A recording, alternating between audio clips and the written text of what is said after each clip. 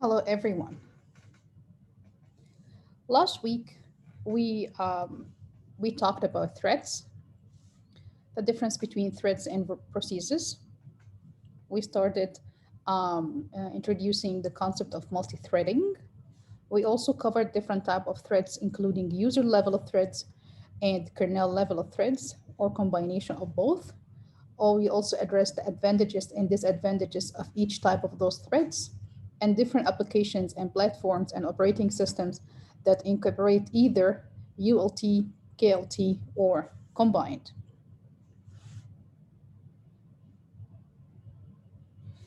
In today's class, today's lecture is actually split it over two parts. In the first part, I will go over different case studies, in particular different operating systems, and addressing multi-threading management um, and the definition of threads, processes in each of those operating systems, including Windows, Solaris, Linux, Android, and Mac OS. Let's start now by Windows. So to actually highlight on Windows process and thread management, there are some fundamental concepts that we need to define. An application consists of one or more processes. This is commonly used in Windows, such that each process provides the resources needed to execute a program. A process actually has a virtual address space, executable code, open handles to system objects, a security context, and a unique process identifier. In addition, it has environment variables, priority class, minimum and maximum working set of sizes, and at least one thread of execution. Each process is started with a single thread, which is often called the primary thread, but actually can create additional threads from any of its threads. This is how thread creation and management in Windows is obtained. A thread in Windows is simply defined as the entity within a process that can be scheduled for execution. All threads of a process share its virtual address space and system resources. In addition, each thread maintains exception handlers, a scheduling priority, thread local storage, a unique thread identifier, a set of structures the system will use to save the thread context until it's actually scheduled. On a multiprocessor computer, the system can simultaneously execute as many threads as they are processor on the computer.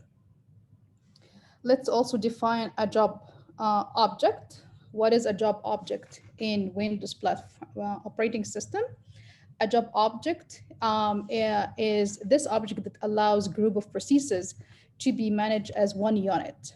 That means job objects are nameable, securable, shareable objects that control attributes of the process or multiple processes that are associated with such job objects.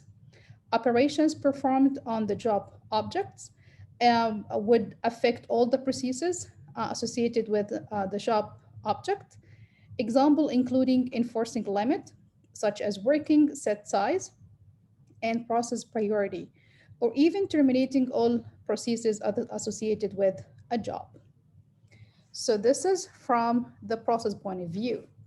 Now let's see the thread point of view in Windows operating system.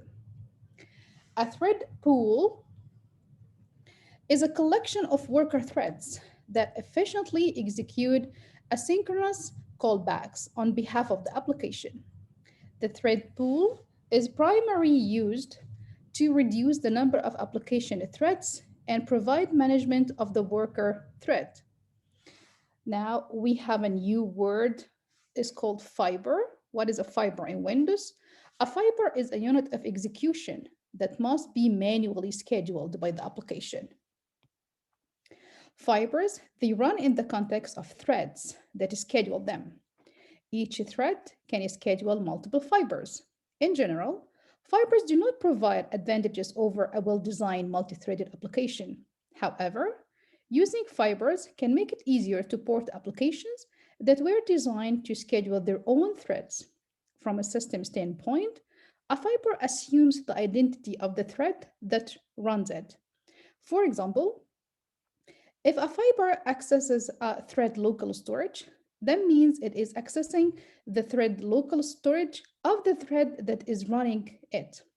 In addition, if a fiber would call like an exit thread function as an example, the thread that is running this fiber would exit. However, a fiber doesn't have all the same state information associated with it as that associated with a thread. The only state information maintained for a fiber is its stack, a subset of its registers, and the fiber data provided during fiber creation. So you can see here, we have a new unit of execution in addition to threads and processes. Now we are defining the fibers that are representing the unit of execution that must be actually manually scheduled by the applications. Fibers in general are not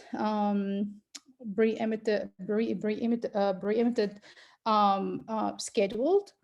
A thread schedules a fiber so who is responsible for actually scheduling fibers is the thread.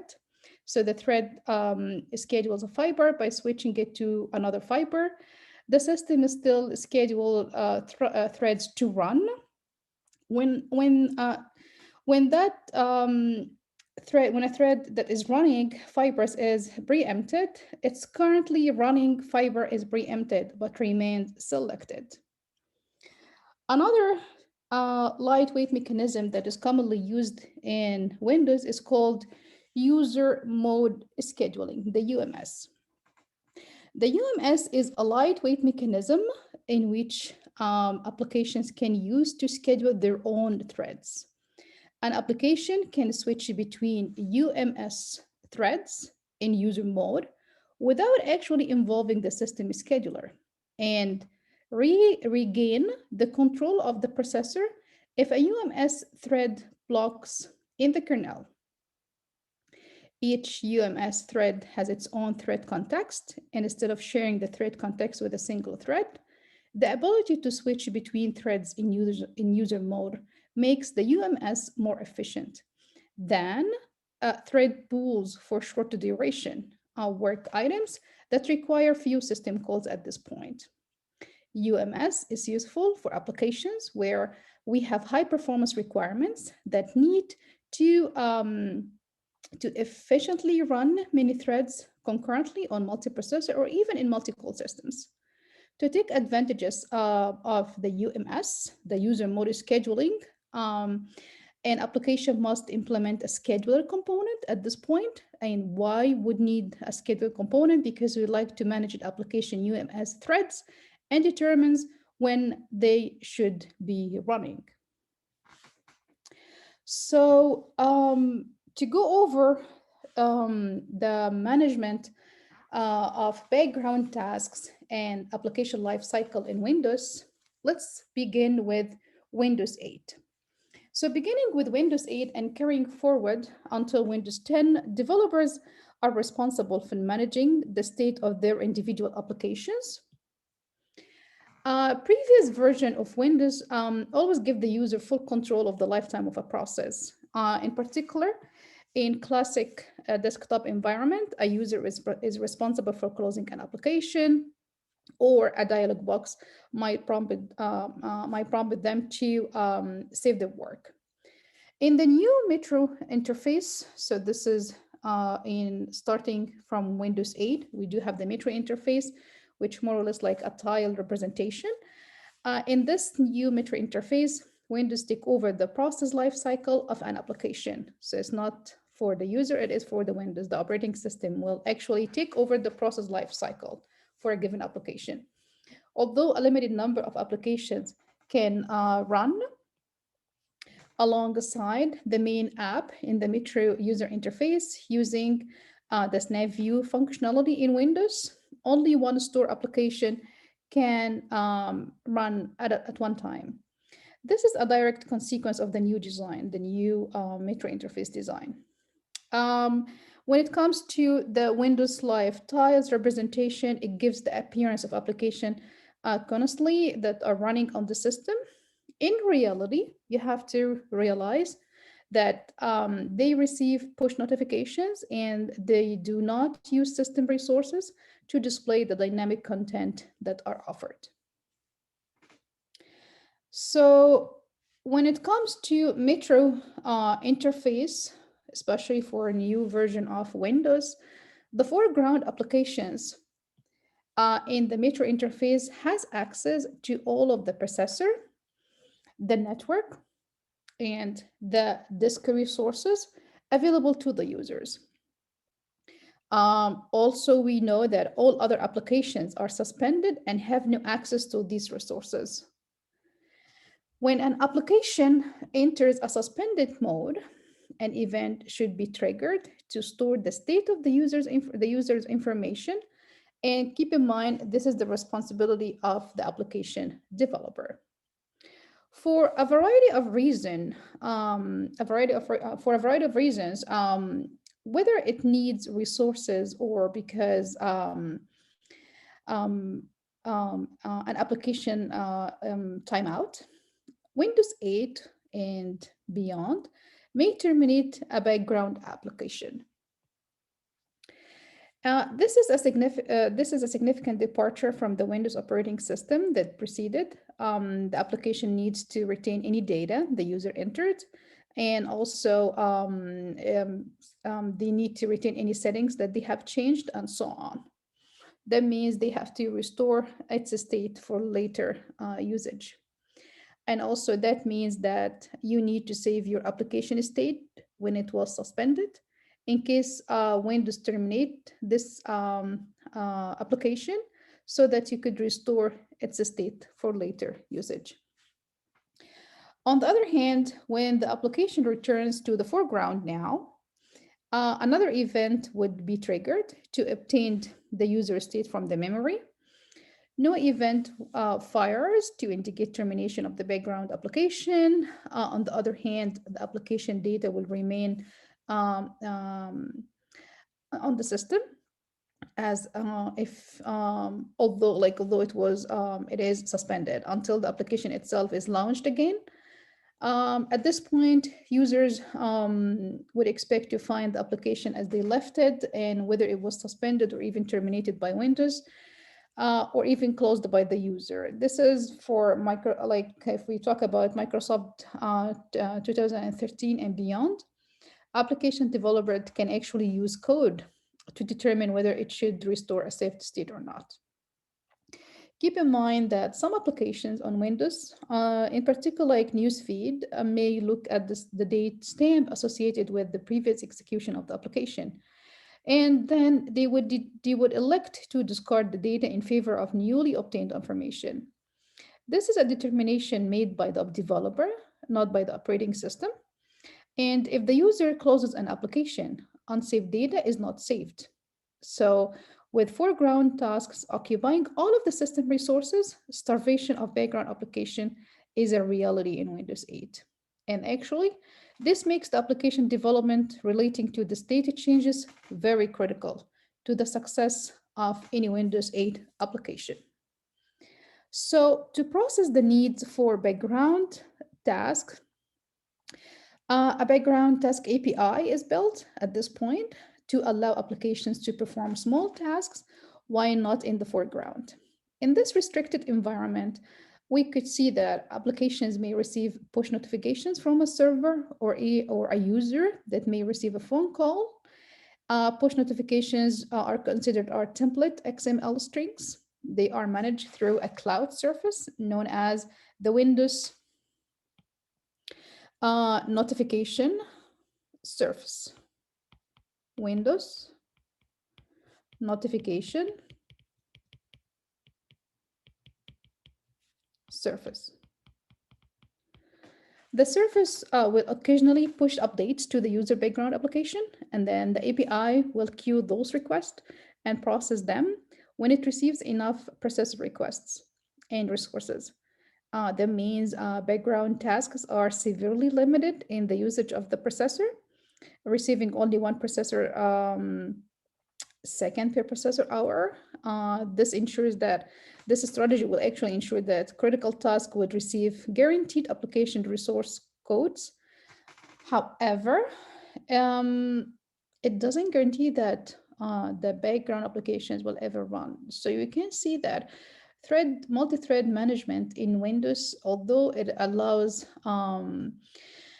different view of threads in process management as compared to other operating systems, but it suffers from critical management too, especially for the background applications. So when we go over the definition of Windows process, there are important characteristics of Windows processes that should include the following information. We know that Windows processes are implemented as object. So when it comes to Windows, we are referring to the object-oriented concept. A process can be created as a new process or a copy of an existing process. An executable process may contain one or more threads. Also, for Windows processes, both process and thread objects, so keep in mind now, because we count on the concept of object, so we will have a process object and a thread object. So both process and thread objects, they have built-in synchronization capabilities. These are characteristics of Windows and threads in process and threads in Windows. So in the following figure, we can see the way in which a process relates to the resources it controls or uses in the Windows operating system. Each process is actually assigned a securely access code. So for each process, we know that a security access code is assigned to such a process, and this code is called the primary token. So this code is called the primary token of the process. And then when a user first log in, imagine yourself, you are first logging into the Windows. What will happen is the Windows will create an access token, and in this access token, it has information about the security ID for the user. Every process that is created by or even runs on behalf of this user has a copy of this access token. Windows will use the token to validate the user ability to access secured objects or to perform restricted functions on the system and on secured objects. The access token controls whether the process can change its own attributes, and in this case, the process doesn't have a handle open to its access token. At some point, if the process attempts to open such a handle, the security system terminates whether this is permitted, and therefore whether the process may change its own attributes. As related to the process, there is a series of blocks. These procs are used to define the virtual address space that are currently assigned to this process. The process cannot directly modify this structure, but must rely on the virtual memory manager protocol or a component of the Windows operating system, which would provide a memory allocation surface for the process. Also, we know that the process in Windows, it has an object table with handles. So inside each component, we do have, inside each entity in this process table, sometimes we call it the handle table, we do have handles to other objects known to this process. For example, in this figure, we have 3 handles. Each one, the first one is showing a single thread. The second one is showing that the process has access to a file object, and the third one showing that the process has access to a section object that defines a section of a shared memory. So this is the data structure representation of how the process is created and how the process is allocated to its resources, in addition to some fundamentals about object processes, objects, and handlers. Let's now talk about process and thread objects in Windows. The object-oriented structure of Windows actually facilitates the development of general purpose process facility. At this point, we know that Windows make use of two types of process-related objects. The first one is, as we used to, is called, now also it is called process, and the second one is called threads. This is in Windows operating system. In Windows operating system, a process is an entity corresponding to a user object or application that owns resources, such as as an example, such as memory and open files. On the other hand, threads in Windows is a dispatchable unit of work. So this is like more or less similar to the definition of threads that we defined previously, which is like about a dispatch path of execution. In Windows, a thread is a dispatchable unit of work that executes sequentially and is interruptible, so that the processor can actually turn to another thread. So this is one of the characteristics of threads in Windows, that it is executable in a sequential fashion and it is interruptible, so the processor can easily switch between multiple threads. So in the following table, we know that each Windows process is represented by an object. Also, each Windows thread is represented by an object. Each process object includes a number of attributes. So as you can see here, different attributes within the Windows process object, including the process ID, including security descriptor, base priority, default processor affinity, quota limits, execution time, input output counter, and keep going for all the attributes that are saved within the Windows process objects. Keep in mind that each process object, they include such attributes and they encapsulate a number of actions or surfaces that it may perform. A process would perform a service when called upon through a set of publish interface methods. When Windows itself as an operating system creates a new process, it uses the object class or type that is defined for the Windows process as a template. This is merely to generate a new object instance. And at the time of creation, so when it's time to create a new process, the attribute values are assigned to the process. And in this table, I just want you to know brief definition of each of the object attributes for a process object in Windows operating system. So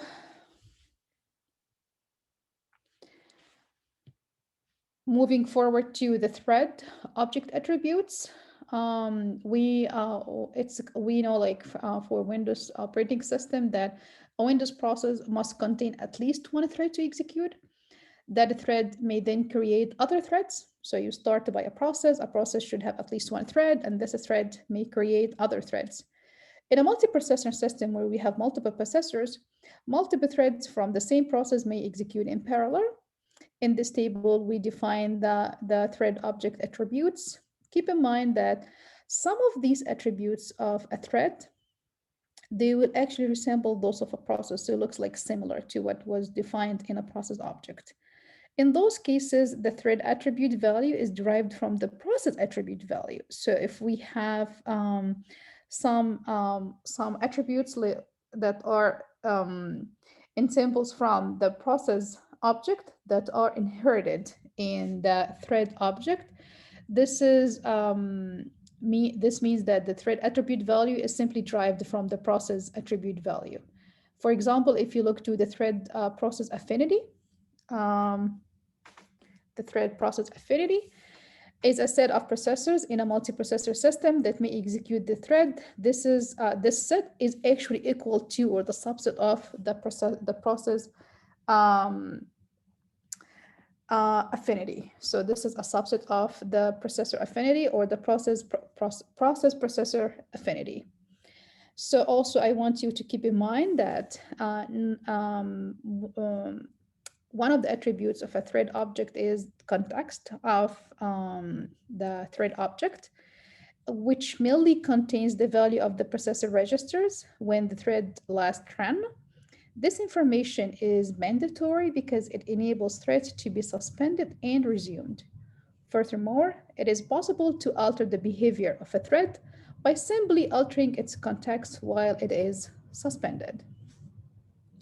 So in general, multi-threading in Windows is crucial. Windows actually supports multi-threading. Windows supports concurrently among processes because threads in different processes may execute concurrently. That means they appear to run at the same time. Moreover, multi-threads within the same process may be allocated to separate processors and execute simultaneously, actually run at the same time. A multi-threaded process achieves concurrency. So in Windows, you have to keep in mind that a multi-threaded process, a process that has multi-threads, it would achieve concurrency without the overhead of using multiple processes. Threads within the same process, at this point, we claim the fact that threads within the same process can exchange information through their common address space, and actually they would have access to the shared resources of the process. Also in multi-threading, we know that threads in different processes can exchange information through shared memory that has been set up between the two processes. Keep in mind that Windows is object-oriented encapsulation concept. So an object-oriented multi-threaded process. So each process will be presented by an object. So at the end, it's an object-oriented multi-threaded process because it has multi-threads and it's an object. So we just call it an object-oriented multi-threaded process. Is an efficient means of implementing a server application. Why is that? Because one server process can actually serve a number of clients concurrently. So in addressing different states, threads states in Windows operating system, previously, if you recall, we talked about just 3 states for threads, including running, ready, and plugged. As you can see here, in Windows operating system, an existing Windows thread could be in one of the 6 states. It could be ready. We say that a ready thread may be scheduled for execution, and the kernel dispatcher will keep track of all the ready threads and schedule them in priority order based on their priority, based on their arrival time, and based on the decision of the dispatcher, like the kernel dispatcher, which scheduler scheme would be used to schedule those threads as long as they are ready, so they are in the ready queue. Another state is a standby state. So we say a standby thread has been selected to run next on a particular processor. The thread waits in this state until the processor is made available. So it starts by ready, and then when the dispatcher is selected, so it's not running yet, we call it as a standby state. So that means this thread is selected for execution next on a particular processor. The thread will wait in this standby state until the processor is made available, so to execute such a thread. And if the standby thread priority is high enough, the running thread on that processor may actually be redeemed in favor of the standby thread. Otherwise, the standby thread waits until the running thread blocks or even exhausts its time slice.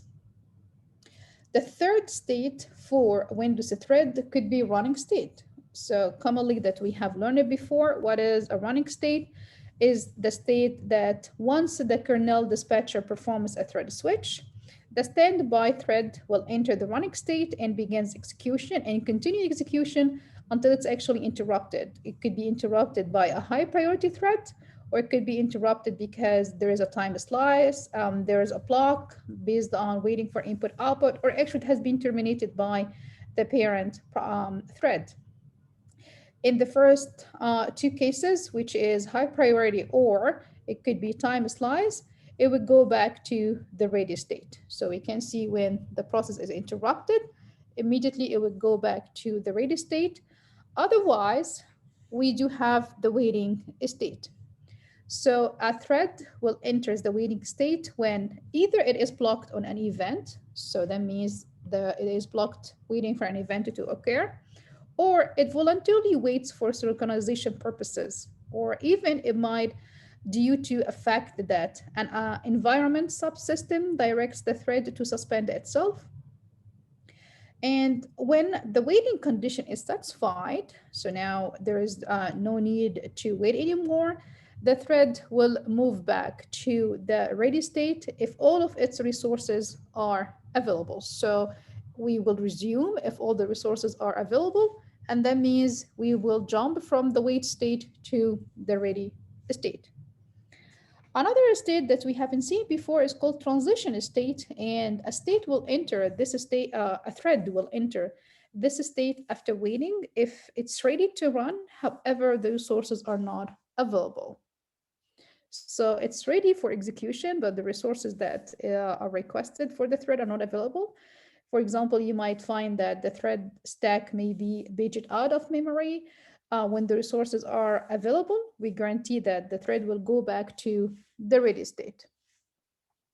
Finally, we say a thread is terminated because it could be terminated by itself, or it could be terminated by another thread, or it could be terminated by its parent.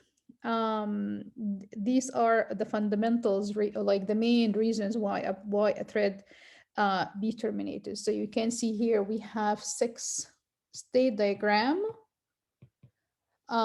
transition diagram between threads, especially for Windows operating system.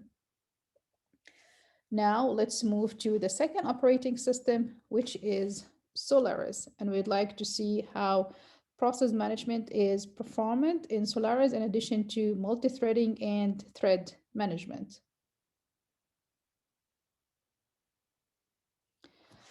So Solaris as an operating system make use of 4 separate thread-related concepts. The first one is process. The second one is user level thread, similar to what we had before. Now we added to it the light-weighted processes and kernel thread. So Solaris, it incorporates 4 related concepts. So when we define process in Solaris, we are referring to the normal Unix process, which includes the user address space, stack, and process control block. For user level of threads, keep in mind that it's similar to what you had discussed before. It is implemented through the thread library in the address space of the process. And these user level threads are invisible to the operating system. A user level thread is a user created unit of execution within a process. Another concept is the lightweight processes. So now they differentiate between threads and lightweight processes. For threads, they identify them as user level threads and kernel level threads, and then they add up in Solaris the lightweight processes. The lightweight processes is considered as a kind of mapping between the user level of threads and kernel thread, and the lightweight processes. Each of those LWPs, they support the user level thread, and they are responsible of maps to one kernel thread. So each LWP, they support the user level thread, and they are responsible of mapping the user level thread to one kernel thread. Lightweight processes are scheduled by the kernel. Keep this in mind, they are not scheduled by any application library. They are scheduled by the kernel independently and may execute in parallel on multiprocessors. Kernel threads, on the other hand, These are fundamental entities that can be scheduled and dispatched to run on one of the system processors. So mainly on the kernel level. If we look to the following figure, we see the relationship among these four entities. So we have the process, we have the user threads, we have the lightweight thread, lightweight process, and we have the kernel thread. So we do have the four concepts that we addressed before. What we see here that there's always exactly one kernel thread for each lightweight process. So for each lightweight process, we have one kernel thread, and lightweight process is visible within a process to the application. That means that the lightweight process data structures exist within their respective process address space. At the same time, each lightweight process is bound to a single dispatchable kernel thread, and the data structure for that kernel thread is maintained within the kernel address space. A process may consist of a single user level thread bounded to a single lightweight thread. So you can see a process, it's started by multiple threads, and then threads will be mapped to lightweight processes. Each lightweight processes will be mapped to kernel threads. When a process consists of multiple single user level threads, and that might be mapped or bounded to a single or multiple lightweight processes, in this case, there is a single thread of execution corresponding to the traditional Unix process, or multiple thread of execution if we have multiple threads that are mapped to multiple lightweight processes. So when concurrency is not required within a single process, an application uses this process structure. What we see here simply is the process structure in Solaris. If an application would require concurrently, we know that this process must contain multiple threads. Each one of them will be bound to a single LWB, which in return are each bounded to single kernel level. So more or less, it's like mapping multi-level when a process is initiated for creation or even for run, and there's a need for concurrency based on the request of a certain application. Each process has to be split over multiple threads. Those multiple threads will be mapped to one or more of the lightweight processes, and those lightweight processes will be mapped to one or more of kernels. In the traditional way, multiple threads will be mapped to one LWB, and then multiple LWBs will be mapped to one kernel. In addition, there are kernel threads that are not associated with LWBs. So you can see that some kernels over here are simple mapping to the LWBs, and we have some other kernels that are not mapped or associated with the LWBs. The kernel at this point will create, run, and destroy these kernel threads to execute specific system functions. The use of the kernel threads rather than the kernel processes to implement system function would definitely reduces the overhead of a switching between the kernel from one process switch to a thread switch. So if we'd like to compare in general the process structure of traditional Unix and of Solaris, let's see the following graph. So keep in mind that Solaris is Unix. There are fundamentally common structure between Unix and Solaris. So in Unix, we do have the process ID for each process. We do have the user ID. We are saving the single dispatch table, file descriptors. We have memory map, and also we have the processor state. So in Solaris, actually, it retains the same basic structure, but it replaces the processor state with a list of structures. And this list will contain one data block for each lightweight process. Keep in mind that Now threads are mapped to lightweight process. So instead of just having one processor state structure, we will replace it with a list of structures that contain the set of lightweight processes that later would be mapped to kernel threads. So if we would like to understand more about what are the main content of each lightweight process structure that we use it commonly in Solaris to represent a mapping between the user level of thread and the kernel level of thread, let's share the following slide. The lightweight process data structure includes the following elements. We have a lightweight process identifier. We also have information about the priority of this LWB and the kernel thread that support this LWB. We also have information about a single mask that tells the kernel which signals will be accepted. We also save information about the values of the user level registers. And this is in particular when the LWB is not running.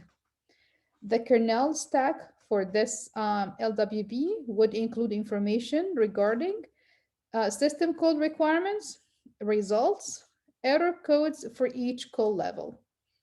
In the lightweight process data structure, we also save information about resource usage and profiling data, pointers to the corresponding kernel thread, and pointers to the process structure. So Solaris is very similar to what we have discussed as fundamental, I always call it like a prototype of Unix. So it has similar state diagram as Unix, especially on the thread level and the process level. So as discussed before, we went to different state process states. If we look to the next figure, we can see the thread execution states in Solaris. So more or less, it's very similar to the process execution state in Solaris that we discussed before. These states would reflect the execution status of both a kernel thread and the lightweight process that is bounded to it. As mentioned before, some kernel threads are not associated with an LWB, and the same, however, the same execution diagram would be applied. What are those states? They are the run state, in which the thread is runnable, that is, the thread is ready to execute, and the on processor state, and that means the thread is executing on the processor. The sleep state, that means the thread is blocked.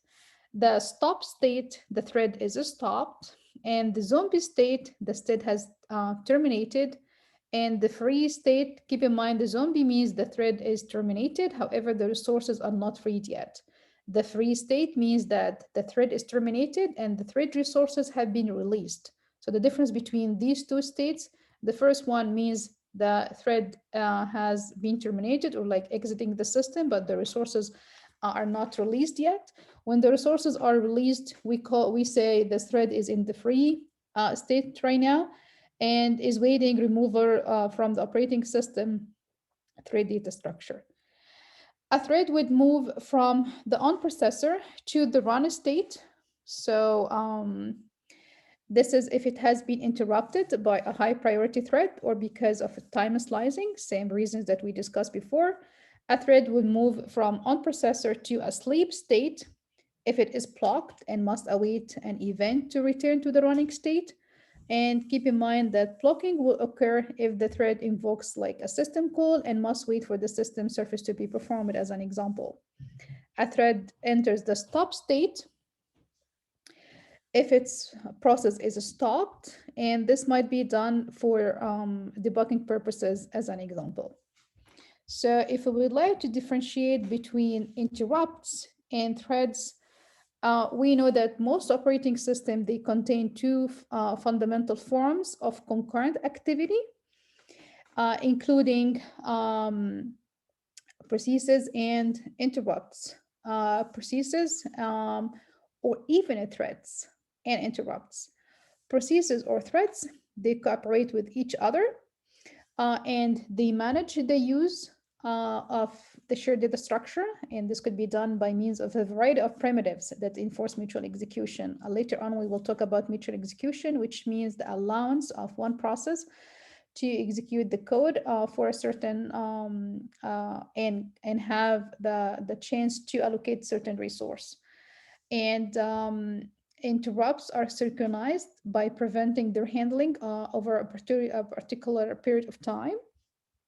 So synchronization could be done by just preventing their handling over a period of time.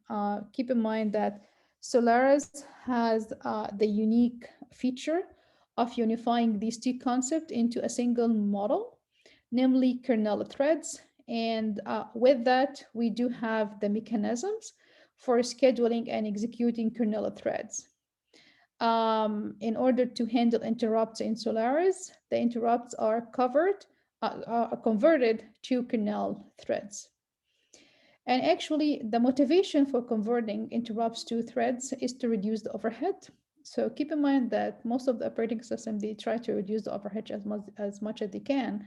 In Windows, for example, they use this by using the concept of object modules to represent processes and threads as objects, which helps in the encapsulation of all attributes and functionality of each object, whether it's a thread or a process. This really helped in reducing some of the overhead, but has disadvantages of not the capability of well managing the background applications.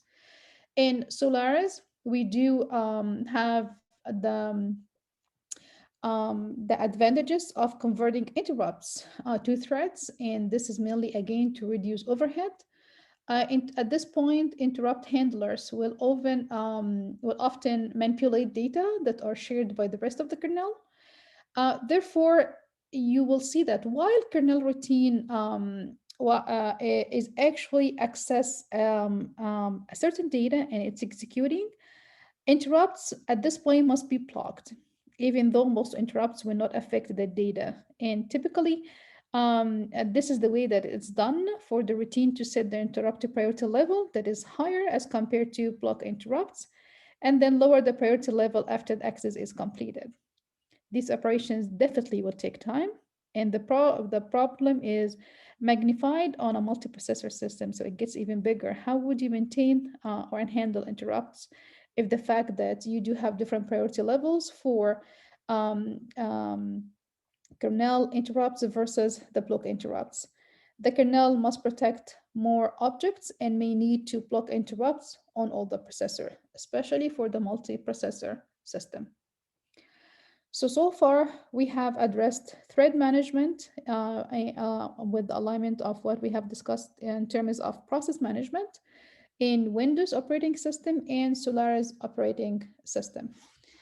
I would like finally to give you an idea of how Solaris actually provide a solution for multiprocessing with the existence of interrupts, either on the kernel interrupt or even on the user interrupts applications. The solution in Solaris could be summarized as follow. Solaris will employ a set of um,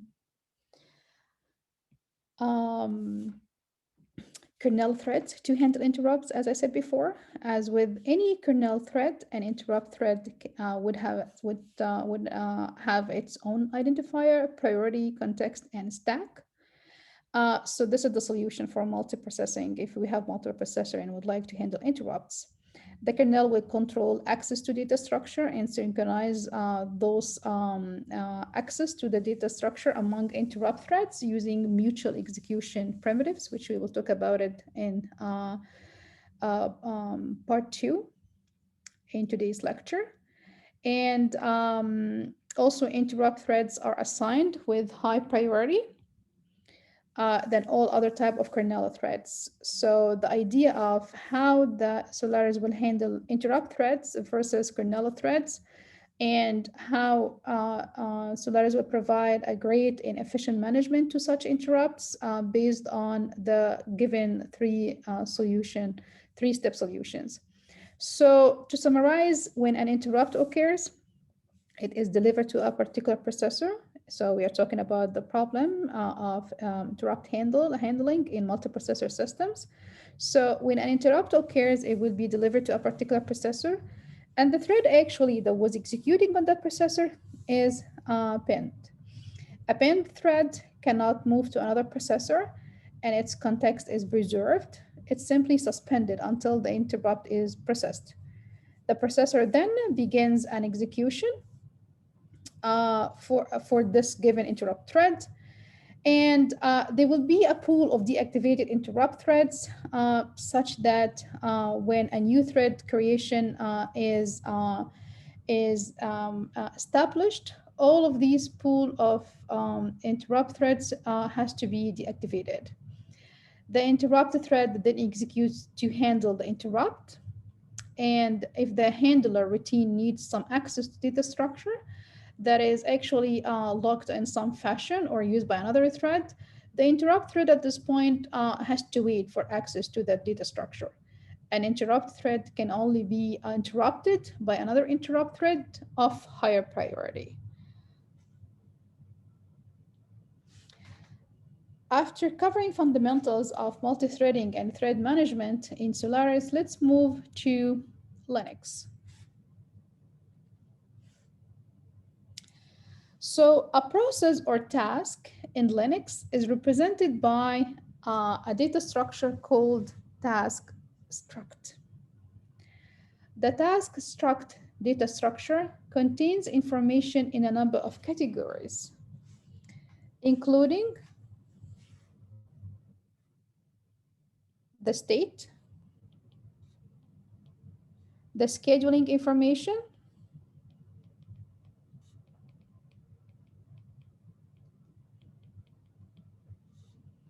the identifier, the interprocess,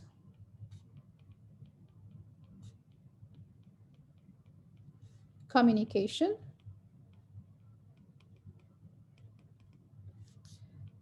links,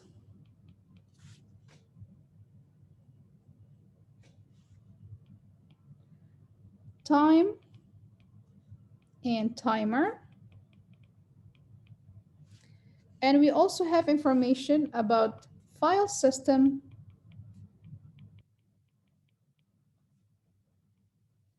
address space, and processor context.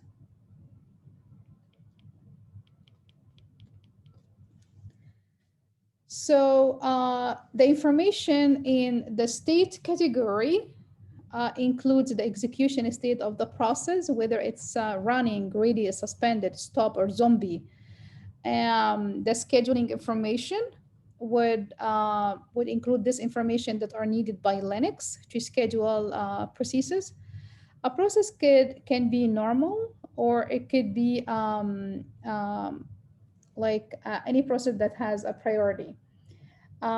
We call a process with a priority a real-time process. So this is a little bit different. We now, when a process has priority in Linux, we call it a real-time process. So this is real-time process is the process that has priority.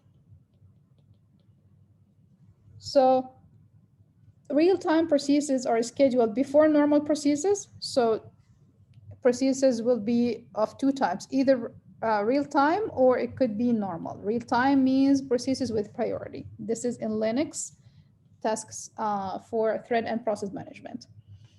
So real-time processes are scheduled before normal processes, and within each category, whether it's normal or real-time, there are relative priorities that can actually be used. Identifiers, which is the third category that is within the task struct of Linux. It is the identifiers. Each process has a unique process identifier, similar to what we had before, and also has user and group identifiers. What are group identifiers? Group identifiers is mainly used to assign resource access privileges to not one process, but to a group of processes. We also have information about the inter-process communication. We know that Linux supports the inter-process communication that is found in Unix is VRFOR, which will be discussed in later chapters. Also, we have information about links, where each process includes a link to its parent process, links to its children, and links to all of other processes if there is any kind of communication between multiple processes. We also have information about time and timer. So time and timers would include the process creation time, the amount of processor time so far that are consumed by the process. A process, keep in mind that a process may also have associated one or more interval timers. So a process defines an interval timers by means of system call. As a result of this, a signal is sent to the process when the timer expires, and then a timer may be single use or it could be periodic usage. We also save information about the file system. Within this struct, a file system would include pointers to any files opened by this process, as well as pointers to the current and the root directories for this process. The address space includes information about the virtual address space assigned to this process. And finally, the processor context, it has information about the registers and stack values or information that actually constitute the context of this process. So you can see from one operating system to another operating system, there are common fundamentals definitions, which we call the typical definitions of processes and its content. And there are additional information and different ways of managing process or threads based on the operating system. If we look to the following transition diagram, we can see that for a process in Linux, it has multiple different states. Similar to what we had before, it could be executing or running state, or it could be interruptible state, it could be uninterruptible state, or it could be stopped state, or it could be zombie state, or it could be even ready state. So you can see the states here are slightly different from the Solaris one. Running state means a state is, so this executing state means that it is a running process or it is ready for execution. So this is where we said it's running. So running could be executing state or it could be ready state. That's why we combine them into one running state. Interruptible state means a blocked state. So this is a blocked state in which the process is waiting for an event. Uninterruptible state, on the other hand, is another blocked state. However, the difference between interruptible and uninterruptible state is that in the uninterruptible state, a process is waiting directly on hardware conditions and therefore will not handle any other signals. This is the uninterruptible state. So interruptibles mean it's blocked and it is waiting for I/O operations, an example. Uninterruptible state means it's still blocked, but it's blocked on hardware conditions. Stopped state, on the other hand, means the process has been stopped and can only resume by positive actions from another process. A zombie state means that the process has been terminated, but for some reason, there might be some part of the data structure of this process that is not released from the system. So this is the state transition diagram in Linux. It has common states that we talked about it for process transitions. It could be used for a process and actually it could be used also for threads. We now identify in Linux two new states, including the interruptible and uninterruptible. And the difference between the two is based on which this process is blocked. Is it blocked based on the hardware conditions? So it's called uninterruptible. And or it could be just based on any other condition, we just call it interruptible. So this is from the process and thread model or state diagram in Linux. If we are now talking about Linux threads in particular, you just need to keep in mind that traditional Unix systems support a single thread of execution per process, while modern Unix systems, they typically provide support for multiple kernel level threads per process. As with the traditional Unix systems, older versions of Linux kernel offered no support for multithreading. And instead, applications would need to be written with a set of user-level library functions, the most popular of which is known as the pthread, which sometimes we call it the POSIX thread library. With all of the threads mapping into a single kernel level process, this is a way in which we see how the multi-threading are not supported in the old version of the Linux kernel. Now we have seen modern version of Unix that actually offer kernel level threads. In general, Linux provide a unique solution in that it doesn't recognize a distinction between threads and process. Using a mechanism similar to the lightweight process of Solaris, user-level threads are mapped to kernel-level processes. That means multiple user-level threads that constitute a single user-level process are mapped into Linux kernel-level processes that would share the same group ID. This enables these processes to share resources such as files and memory, and even to avoid the need for a context switch when the scheduler switches among processes within the same group. A new process is created in Linux by simply copying the attributes of the current process, and a new process can be cloned. So this is a new word. We use it in Linux. We say cloning. We say a new process can be cloned so that it shares resources such as files, signal handlers, and virtual memory. There's a situation that is really interesting in Linux is when the two processes share the same virtual memory, they function as threads within a single process. However, no separate type of data structure is defined for a thread. In place of the usual fork command, processes are created in Linux using the clone command. This command includes a set of flags which we consider them as argument to the clone function.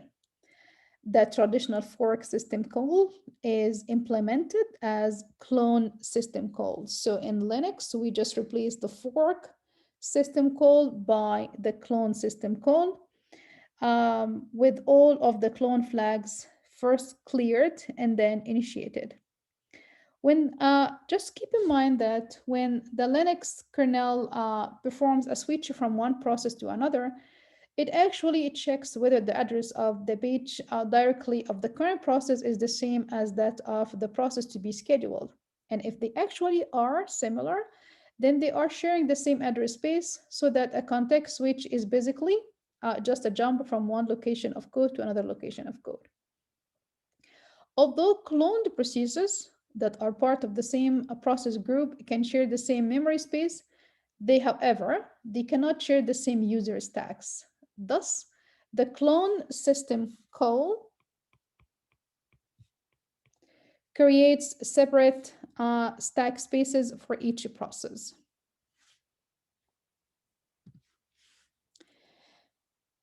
One more thing that we need to know about Linux is the Linux namespaces. Associated with each process in Linux are a set of namespaces. Why we need namespace? Because a namespace in Linux will enable a process or even multiple processes that share the same namespace to have a different view of the system than other processes that have other associated namespaces. Namespaces are the basic of Linux lightweight virtualization, which is a feature that provide a process or even group of processes with the illusion that they are the only processes in the system. This feature is used widely in Linux projects, especially Linux containers projects. In Linux, there are 6 namespaces, including the MNT, the PID, the network, IPC, and UTS, and the user namespace. Each one of those namespaces, they have their own packages and libraries. Namespaces are created by the clone. Keep in mind that the namespaces are created by the clone system call, which gets a parameter, one of the 6 namespaces clone flags. It could be like assume this parameter that was sent to the clone system called, say, clone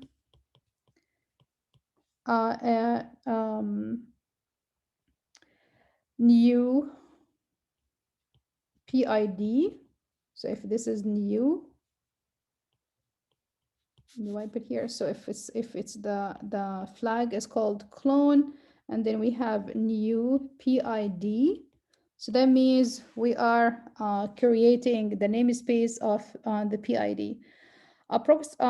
Also, if there is a process, we know that a process can also create a namespace with a different system call rather than the clone. This called on share.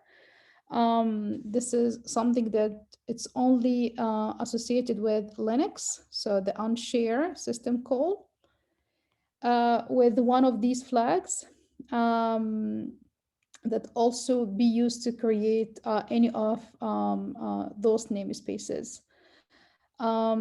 These characteristics are mainly related to Linux as compared to Windows or even Solaris. We can see those different namespaces that enables a process to actually have different view of the system as compared to other process with different namespaces. And it's important to monitor the process and thread transition diagrams in Linux and map it to what we had in Solaris and even for Unix. Moving forward, in Android's operating system, the process and thread management is slightly different. An Android application at the end is the software that implements an application. So each Android application would actually consist of one or more instances of one or more of 4 types of application components. Each component performs a distinct role in the overall application behavior, and each application can be activated individually within the application and even by other applications. What are the main 4 type of components that we can see within each application in Android? There are different, the first one is called activities, the second one is surfaces, the third one is content provider, and the fourth one is the broadcast receiver. So activities, in activities, we say an activity corresponds to a single screen visible as a user interface. An example to this, an email application might have one activity that shows a list of new emails, and then another activity to compose an email, and maybe another activity for reading emails.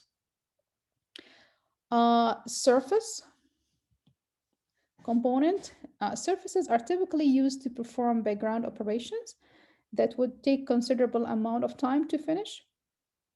This ensures faster response, especially for the main threads of a certain application in which we know that the user is directly interacting. Content provider. A content provider acts as interface to the application data that can be used by the application. One category of management data is private data, which is used only by the application containing the content provider. As an example to this, the Notepad application, it uses a content provider to just save notes. Finally, the final component is the broadcast receivers. A broadcast receiver responds to system-wide broadcast announcement.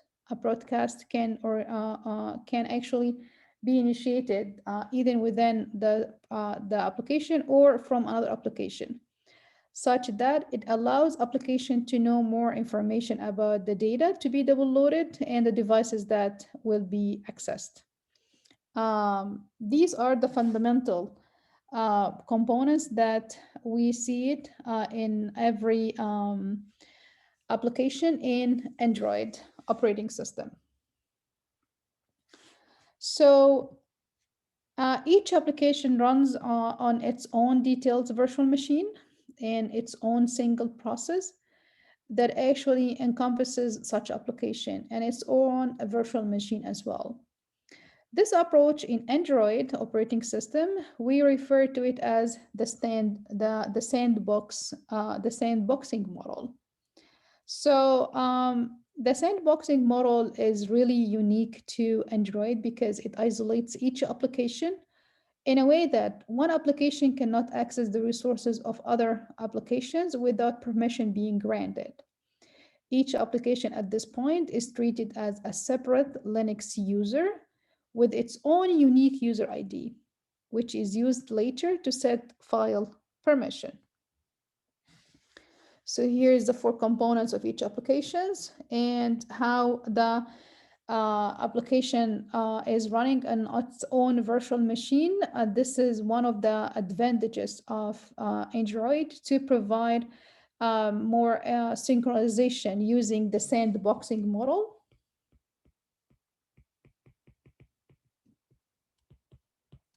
In which it isolates each application such that there is no access to the resources of other applications without the permission of the current application being granted. So activities in Android are considered as those application components that provide a screen which users can interact in order to do something, more or less like a phone call, taking a photo, sending an email, or even viewing a map. Each activity is given a window in which to draw its user interface. Also, activities in Androids enjoy the fact that the window typically fills the screen, but may be smaller than the screen and float on the top of other windows. An application in Android may include multiple activities. When an application is running, we know that one activity would be in the foreground, and it's this activity that interacts with the user. The activities are arranged in a last in, first out stack in the order in which each activity is opened. So the last one that is open will be the first one, the last one that was opened will be the first one that will be reopened. If the user switches to some other activity within the application, the new activity is created and even pushed into the top of the back of the stack, while the preceding foreground activities become the second item on the stack for this application. So this strategy is not first in, first out. This one is last in, first out. So the last one in the stack will be the first one that is ready for execution.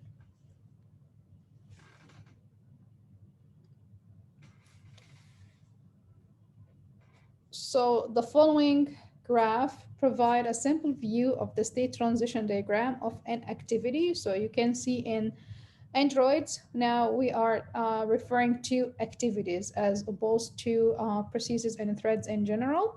We still have processes and threads in Android, but we introduced the concept of activity.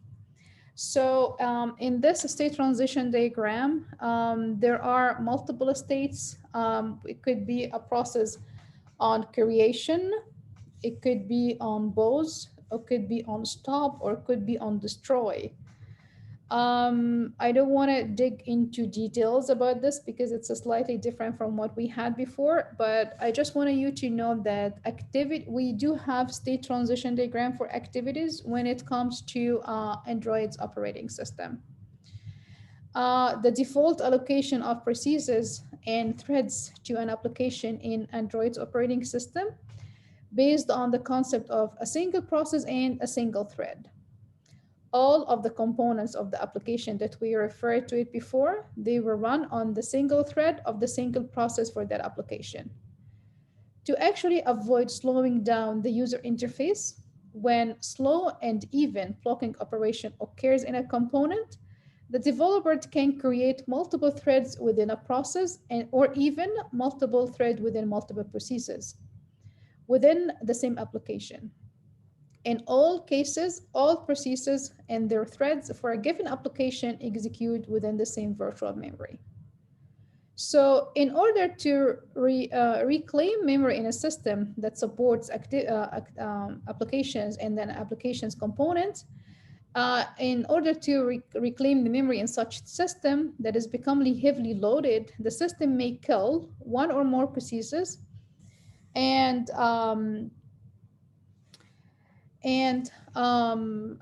the reason for this is to reclaim the memory that is being heavily loaded. And actually, at this point, a hierarchy is used to determine which process or process to be killed in order to reclaim those needed resources. Each process exists at a particular level of the hierarchy at a given time. And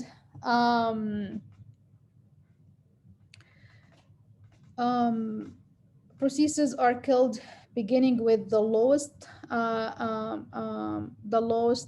process first, or like the process with the lowest precedence level first, I would call it. So the levels of the hierarchy in descending order of precedence can be shown as follow. We start by the foreground process, and then the visible process, and then surface process, background process, and empty process. So keep in mind that the processes are killed beginning with the lowest precedence first. What is a foreground process? So a foreground process is the process that is required for what the user is currently doing. More than one process at a time can be a foreground process. For example, both the process that hosts the activity that the user is interacting with and the process that hosts the surface that is bound to the activity that the user is interacting with, or with other foreground processes. Visible process, on the other hand, is the process that hosts a component that is not in the foreground, but still visible to the user. Surface processes are those processes that are running a surface that does not fall into either of the higher categories. Examples like if you're going to play music in the background or downloading data on the network. Background processes are those processes that hosting an activity in the stopped state. Finally, empty process is a process that doesn't hold any active application component. And as a matter of fact, the only reason to keep this kind of process alive is for like just caching purposes, to improve either startup time or to even enhance the startup time when there is a chance to use this process again.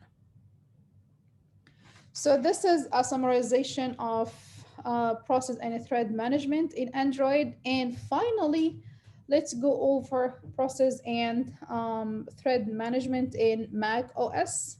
I will go briefly over this one, particularly just to highlight on few concepts on Mac operating system. The Mac operating system, in particularly the GCD1, the Grand Central Dispatch, it provides a pool of very available threads Designers can designate portions of applications. At this point, they are called blocks. So if you would like to be a system developer, in particular for your Mac OS, keep in mind now that we are dealing with applications. Like a portion of applications, we're gonna call them blocks. This is new in the Mac GCD OS. And those blocks can be dispatched independently and actually run concurrently. Concurrency is based on the number of cores available in the thread capacity of the system. What is a block in the Mac operating system GCD? A block is a simple extension to C or any other language, to a C language. It could be like C++. And the purpose of defining a block is to define self-contained unit of work. So this is similar to object in Windows, including code plus data. So a block is donated by more or less a starting element for each function. It could be initiated by curly brackets. This is more or less related to coding. But I want you to understand that block itself, it defines a self-contained unit of work. It helps and enables the programmer to encapsulate complex functionality in the operating system. Also, block is responsible of scheduling and dispatching processes from queues. And processes are dispatched in first in, first out basis.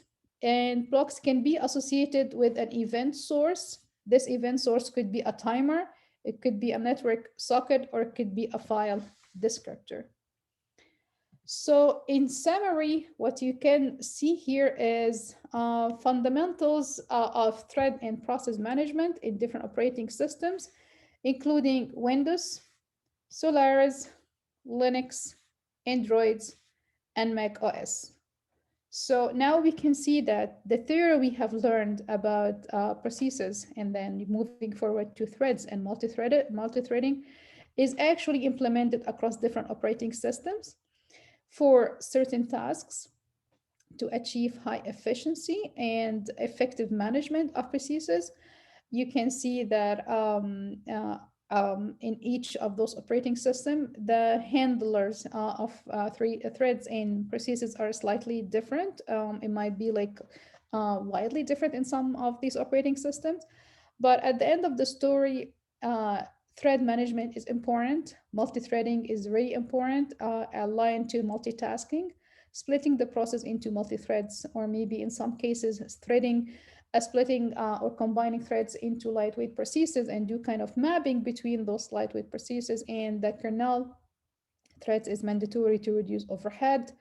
These management techniques are crucial in each of those operating systems and can be used to fundamentally provide an effective process and thread management in either multi-threading, multiprocessing, and multitasking operating systems. Thank you for listening, and now you will listen to part 2.